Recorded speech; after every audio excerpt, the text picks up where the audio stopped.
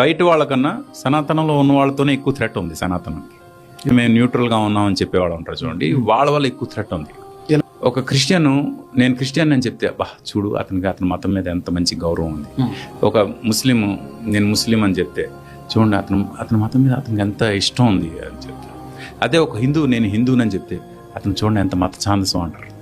ఇప్పుడు క్రిస్టియన్ తను క్రిస్టియన్గా చెప్పుకున్నప్పుడు ఎంత గర్వపడతాడో, ఒక హిందూ తను హిందూగా చెప్పుకున్నప్పుడు అంతే గర్వంగా చెప్పుకోవాలి కదా. ఆ స్థితి రావాలంటే ఇలాంటివి రావాలని నా ఉద్దేశం. తప్పే ఉంది. ప్రపంచంలో ఎన్నో దేశాల్లో చాలా మతాలు కనుమరుగైపోయి కొన్ని మతాలు మాత్రమే ఎస్టాబ్లిష్ అయ్యాయి, ఉనికిని కాపాడుకోగలిగాయి. అలాంటిది ఇక్కడికి ఎన్ని మతాలు వచ్చి ప్రయత్నం చేసినా సనాతన ధర్మాన్ని కదపలేకపోయారు. అది మన గొప్పతనం. అంటే సనాతన ధర్మం రూట్స్ ఎంత స్ట్రాంగ్ ఉన్నాయి. మా అమ్మ నాన్న నాకు ఒక జన్మనిచ్చారు, నాకు ఒక కల్చర్ని నేర్పించారు. ఈ కల్చరు నా పిల్లలకి నేను నేర్పించాలి అని ప్రతి ఒక్కరు అనుకుంటే చాలు సార్.